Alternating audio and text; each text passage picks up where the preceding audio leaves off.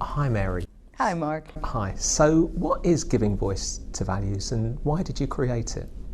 Giving voice to values, it's a new approach, an innovative approach to values-driven leadership development. It grew out of my frustration with the way we typically approach these kinds of questions in organizations. We typically approach values and leadership as if they were questions primarily of understanding. That if only people knew what the laws were, what the rules were, what the corporate codes were, we'd be all set. What I found more often is that people actually did know what they thought was the right thing to do, but they weren't sure that they would be able to do it effectively. The second impetus was the research that I was coming across that suggested, and this was research from a number of different disciplines, that suggested that if you want to actually influence people's behavior, that rehearsal, pre-scripting, practice, peer coaching were very effective ways to do that.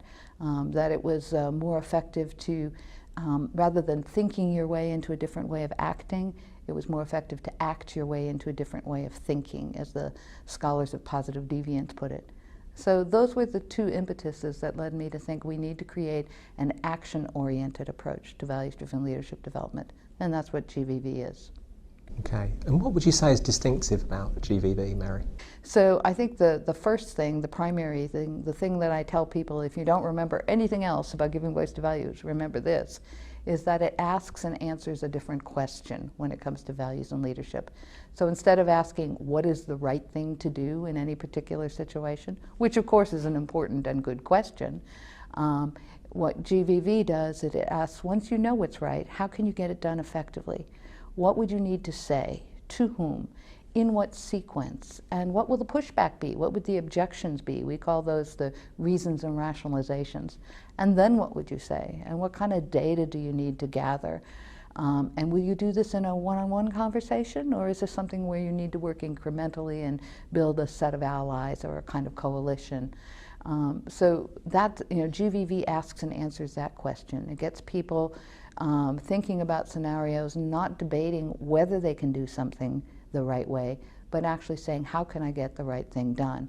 And then they engage in literally rehearsing and pre-scripting and peer coaching.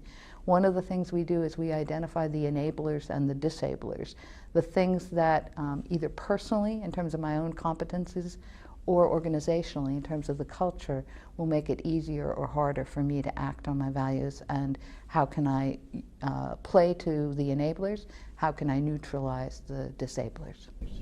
Can you give an example?